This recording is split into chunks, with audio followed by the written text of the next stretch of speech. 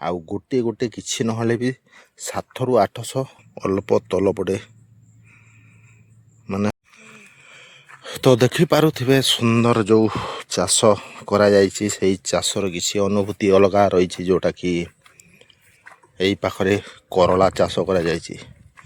ତ ଯେଉଁ ଆମ ବାଡ଼ିରେ କରଲା ଚାଷ କରାଯାଇଛି ସେଇ କରଲା ଚାଷର କିଛି ଦୃଶ୍ୟ ନିଶ୍ଚିତ ଏଇ ଭିଡ଼ିଓ ମଧ୍ୟରେ ଦେଖୁଥିବେ। ତ ଯେଉଁ କରଲା ଗଛଟା ମାନେ ରୁଆଯାଇଛି ସେଇ କରଲା ଗଛରେ ମାନେ ଭୟଙ୍କର ଅଦ୍ଭୁତ ଯେଉଁଟାକି ପୁରା ଏତେ ଇଣ୍ଟରେଷ୍ଟିଂ ଯେଉଁ ଫଳ ଧରିଛି ତାର ଫଳର ସୁନ୍ଦର ଭାବରେ ଯେଉଁଟାକି ବଡ଼ ବଡ଼ ହେଇକରି ତାର ଫଳ ଆକୃତି ଏତେ ବଡ଼ ରହୁଛି ସୁନ୍ଦର ଭାବରେ ସେଇ ଫଳ ଧରିଛି। ତ ବହୁତ ଖୁସି ଲାଗୁଛି ଯେଉଁଟାକି ଚାଷ ଏଇ ଜାଗାରେ କରାଯାଇଥିବାରୁ ସେ ଚାଷର କିଛି ଆମଦାନୀ ଯେଉଁଟାକି ଆୟ ଯେଉଁଟାକି ଯେତେ ପ୍ରକାର ବାହାରୁଛି ତାକୁ ବଜାରରେ ବିକ୍ରି କରି ଯେତେ ଲାଭ ପାଉଛନ୍ତି। ତ ଏମିତି କରଲା ଚାଷ ସେଇ ଜାଗାରେ କରାଯାଇଛି। ସେଇ ଜାଗାର ଚାଷରେ ଏମିତି ବହୁତ ମାନେ ଆଦାୟ ଦେଉଛି ଯେଉଁଟାକି ବହୁତ ଲାଭ ଦେଉଛି। ତ ଏଇ ଦେଖନ୍ତୁ ଏଇ ଜାଗାର ଯେଉଁ ଦୃଶ୍ୟରେ ରହିଛି କରଲା ଯେଉଁ ଗଛରେ ମାନେ ଫଳିଛି ଗୋଟିଏ ଗୋଟିଏ ଗଛରେ ଫଳିଛି ଏତେ ବଡ଼ ବଡ଼ ହେଇକରି ଫଳିଛି। ଆଉ ଗୋଟିଏ ଗୋଟିଏ କିଛି ନହେଲେ ବି 700ରୁ 800 ଗ୍ରାମ ପାଖାପାଖି ମାନେ ତାର ଓଜନ ରହିଛି। ଦେଖୁଥିବେ 700ରୁ 800 ଓଜନ ତାର ପାଖାପାଖି ରହିଛି। ଆଉ ମାନେ ପ୍ରଚୁର ମାତ୍ରାରେ ଯେଉଁଟାକି ଫଳ ଧରିଛି। ଏଇ ଦେଖୁଥିବେ ଯେଉଁଟା ପ୍ରଚୁର ମାତ୍ରାରେ ଫଳ ଧରିଛି ଏଇଠି ଏଇ ତଳ ପାଖରୁ ଯେଉଁଟାକି ଧରି ଚାଳିଛି ସେପଟରୁ ପୁଣି ଧରିକି ଆସିଛି। ସବୁ ଉପର ଯାଏ ଯେତେ ଛୋଟ ଛୋଟ ଦିଶିଛି ବହୁତ ପ୍ରକାର ମାନେ ଫଳ ମଧ୍ୟ ଧରିଛି। ଆଉ ଏମିତି ଗୋଟେ ଗଛ ଯେଉଁଟାକି ଗୋଟିଏ ଗଛରେ ଯେତେ ଫଳ ଧରିଛି ମିନିମମ୍ ଗୋଟେ 30ରୁ 40ଟି ତା ଫଳ ହେବ। 30ରୁ 40 ତା ଫଳ ହେବ ଯେଉଁଟା ଗୋଟିଏ ମଞ୍ଜିର ଯେଉଁ ଗଛ ବାହାରିଛି ତାକୁ ଏଇ ଡାଇ ଦିଆହେଇଛି ଯେଉଁଟାକି ଗଛ ସାହାଯ୍ୟ ଦିଆହେଇଛି ତାକୁ ଉପରକୁ ବଢ଼େଇବା ପାଇଁ। ଆଉ ସେଇ ବଢ଼ିଥିବାର ଗଛର ଡାଇରେ 30ରୁ 40 ଫଳ ମଧ୍ୟ ଧରିଛି। ସୁନ୍ଦର ଭାବରେ ଦେଖିବାକୁ ଏତେ ବଢ଼ିଆ ଲାଗୁଛି। ଆଉ ଏ ଜାଗାରେ ଅଳ୍ପ ଲଗା ହେଇଛି। ଏଠୁ ଏପର୍ଯ୍ୟନ୍ତ ମିନିମମ୍ ଗୋଟେ 15ଟି ଗଛ ଲଗାଯାଇଛି। ଆଉ ସେ 15ଟି ଗଛରେ ବହୁତ ପରିମାଣରେ ଫଳ ମଧ୍ୟ ଧରି ଚାଲିଛି। ତ ନିଶ୍ଚୟ ଦେଖିବା ଆଗକୁ ଆଉ ବହୁତ ଗୁଡ଼ା ଗଛ ମଧ୍ୟ ଲଗାଯାଇଛି। କିନ୍ତୁ ଏଇ ଗଛରେ କିଛି ଦେଖିବାର ସୌନ୍ଦର୍ଯ୍ୟ ବହୁତ ସୁନ୍ଦର ଲାଗିଲା।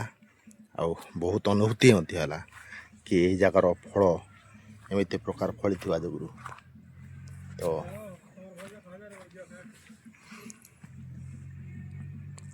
ଏଇଟା ଦେଖୁଛନ୍ତି ଆଉ ଏଇଟା ମଧ୍ୟ ଫଳ ଦେଖୁଛନ୍ତି।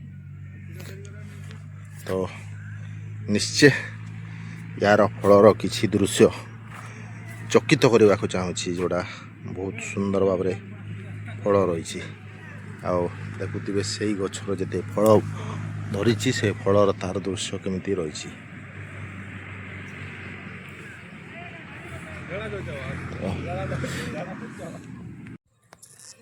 ବାଇଗଣ ଗଛ আর নেই ফলবার না নেই গা খালি গছ বেশি বড় বড় ধরিছে গছ খালি ফল নেই ধরবার না ଯାହା ଫାଷ୍ଟ ରୋପଲା ଲେଖା ହେଇଥିଲା ଆର ଏବେ ନେଇ ଆସିବାର ନା।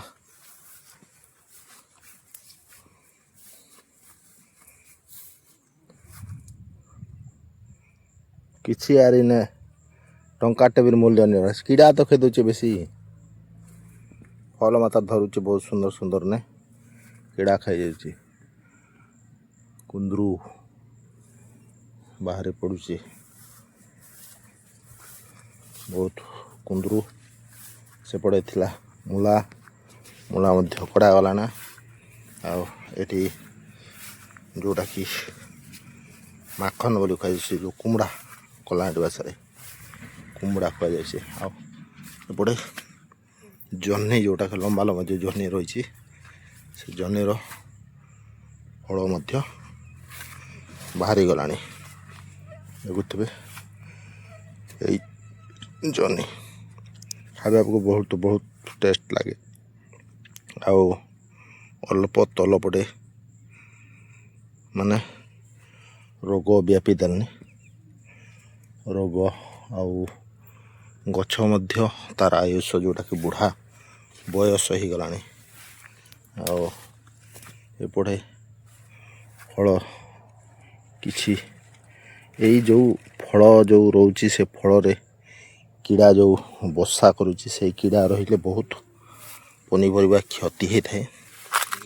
ଆଉ ସେଇ କ୍ଷତି ହେବା ଯୋଗୁଁ ଅନେକ ଫଳମୂଳ କିମ୍ବା ପନିପରିବାର ନଷ୍ଟ ହେବାର ସମ୍ଭାବନା ଥାଏ। ଏଇଟା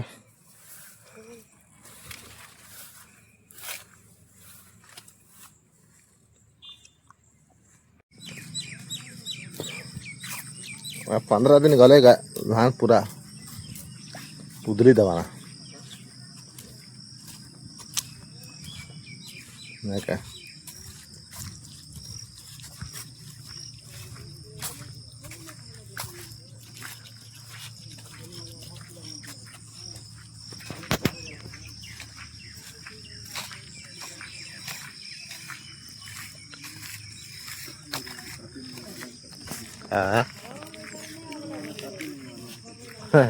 ऐसा तो रखी दी देखो मेरे मेरे करथिला भिड़ा मारदेला केनता सुंदर बोल झाड़ के जो टाइम आसला घिच झाड़ गोटा